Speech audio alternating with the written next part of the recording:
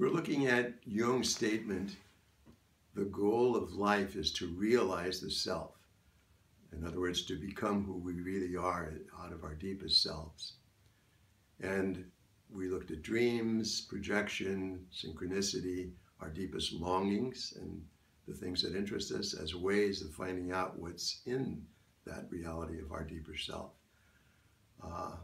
One of the things that I've tried to do is to explore Jung's statement, the goal of life is to realize ourselves, the self, in a book that I wrote, A Path to Life's Fullness, a New Perspective on the Teachings of Jesus. Jesus of Nazareth really was a savant of life. He knew about life. He knew what life was about in all of its depth. And he spoke of it in terms of parables, symbols that still can speak to us today. And I try to explore what some of those symbols might mean in our own modern day life. One of the things that came clear to me in my study of the teachings of Jesus is that he wasn't talking about life hereafter. He was talking about life now. And he was talking about, in other words, how to realize our deepest selves, which he called the kingdom of God, by the way. But it's that same reality of the deepest self. The kingdom of God is within you, he said.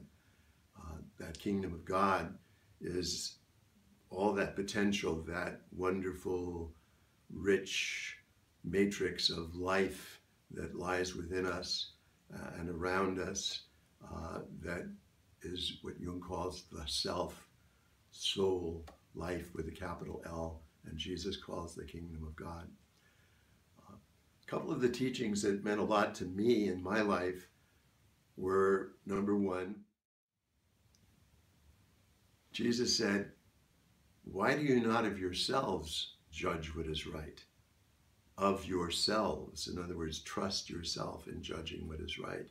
You don't have to go to outside authority, like Pope or bishops or the structure of the church. It's within you to find out what is right. So trust that, trust your own conscience. The second teaching that meant a lot to me was, your Father lets his rain fall on the just and on the unjust, and his sun shine on the good and the bad. There's something all-inclusive about the Father, the divine. And it's not, therefore, a question of perfection, of trying to cast out the things that are bad, even the bad within myself, but to embrace it all, just as the sun shines on the good and on the bad, and the rain falls on the just and the unjust. So I need to embrace everything about myself, all the opposites, which, by the way, is what the self is. The self is the totality of all the opposites within ourselves. It's the psychic whole, W-H-O-L-E. And so in embracing my wholeness, that is the quest, no longer the quest for perfection, which means rooting out bad, but accepting the totality. The third teaching that meant a lot to me was the kingdom of God is within you. So God is not something to be looked for. The divine is not something to be looked for primarily outside. It is there. It's there in nature, in the beauty of the universe, but that's also reflected within myself. And so to look within myself for both my authority and also for all that potential that we spoke about earlier, that the self has that needs to be realized.